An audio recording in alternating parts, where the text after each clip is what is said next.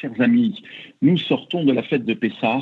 Il n'est pas trop tard pour le dire, selon la tradition marocaine de la Mimouna, Tabhou ou Tsadou. Nous vous souhaitons une grande réussite dans tout ce que vous entreprenez. Nous le vivons tous, ces temps sont difficiles, confinement, maladie, deuil, isolement. Il ne faut pas céder à la tentation du découragement. En maintenant cette émission, grâce à l'engagement de l'équipe de Judaïque FM, de sa direction, ses journalistes, ses techniciens, que je salue ici, nous avons tenu avant tout à garder le contact avec vous par tous les moyens. Chacun à sa place peut apporter sa propre contribution à ce qu'il y a de plus essentiel, la solidarité envers tous ceux qui en ont besoin, et les organisations de la communauté juive continuent à se mobiliser pour les aider. Le 5 avril, juste après notre dernière émission, vous étiez plus de 2000 personnes à vous être connectées pour échanger avec les dirigeants des grandes institutions juives. Ils ont montré que la manière la plus efficace d'être solidaire, c'est d'être unis. Le 12 avril dernier, pendant Chol HaMoed Pessah, ce fut les responsables de la cellule de crise de la communauté juive qui ont accepté de répondre à l'invitation de l'ECUJ et à toutes les questions, souvent très directes, que vous avez bien voulu leur poser.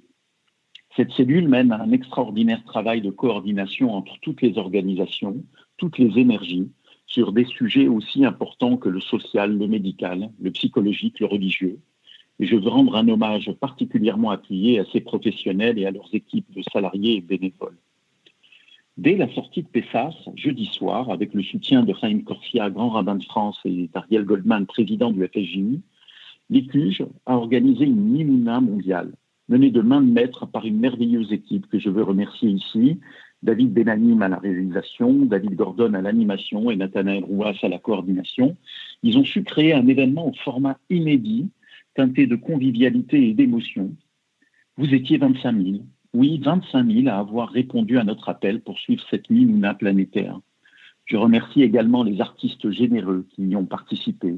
Gilbert Montagnier, Enrico Macias, Daniel Lévy, François Atlan, Ivan Zawi, Moshe Barcheshev, Saadia, les Mark Sisters, mais aussi les personnalités publiques qui ont rejoint l'événement et les membres des mouvements de jeunesse qui ont, avec leur guitare, apporté de la joie à tant de personnes.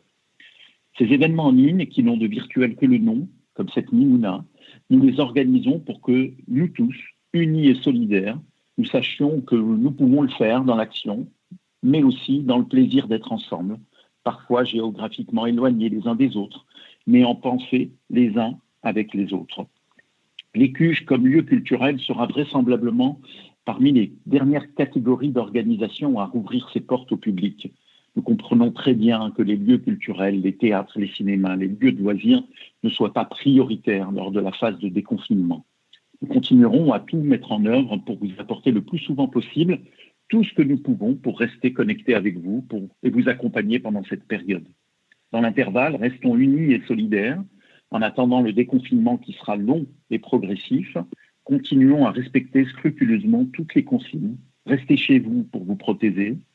Restez chez vous pour protéger tous ceux que vous aimez et pour que cette protection collective fasse reculer le plus vite possible cette pandémie planétaire.